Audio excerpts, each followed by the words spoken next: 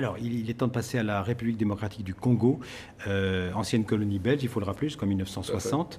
Il y a eu des élections le 28 novembre dernier, avec la réélection de Joseph Kabila, qui était contestée par l'opposition, entre autres par l'UDPS, le parti d'Étienne Tshisekedi, qui s'est autoproclamé lui-même président, contesté aussi par l'Union européenne, qui a jugé ces élections peu crédibles, c'est le terme, pas crédible, c'est le terme utilisé. Alors, il y a quelques jours, fin mars, vous étiez en visite officielle en RDC, vous avez rencontré le président Kabila. Première question, est-ce que vous ne regrettez pas cette visite? Est-ce que l'opposition, en fait, vous reproche d'avoir quelque part légitimé le pouvoir du président Kabila avant tous les autres pays de la communauté internationale? Non, je ne regrette vraiment pas du tout la visite. Au contraire, c'est vraiment le moment d'y aller avant qu'un gouvernement ne se mette en place et après l'installation de l'Assemblée. D'abord, sur les élections, il faut être très clair, elles se sont très mal déroulées. En tout cas, après le jour des élections, la compilation des résultats, tous les observateurs étaient ravis du fonctionnement des élections le 28 novembre. C'est dans la suite que la compilation par la commission électorale, fraude, des violences, et toute une série de problèmes posés. J'ai d'ailleurs réagi immédiatement. On a refusé d'être présent lors de l'installation du président et j'ai parlé des irrégularités massives. Je constate simplement deux choses sur les élections aujourd'hui.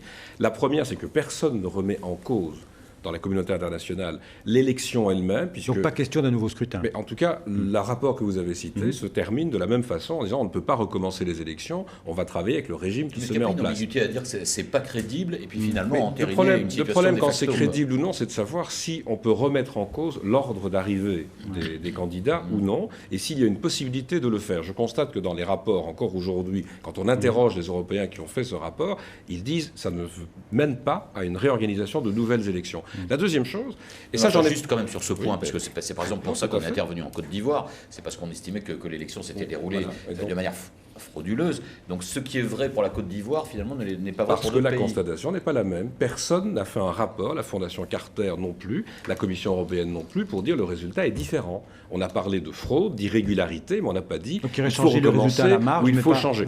Alors, moi je n'étais pas présent, je suis même arrivé au département après. Mais la deuxième chose, et ça c'est un vrai enjeu, il faudrait quand même arrêter de faire des rapports en oubliant d'être présent.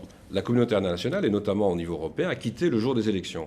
Donc pour l'avenir, il y aura des élections provinciales. Moi je demande, et je l'ai fait avec des partenaires, que l'on reste évidemment présent pour observer et contrôler les élections jusqu'à l'annonce des résultats. Quitter le jour des élections, ça n'a pas de sens. Le Congo, vous me demandez si je regrettais d'y avoir été, c'est le premier partenaire de coopération au développement de la Belgique.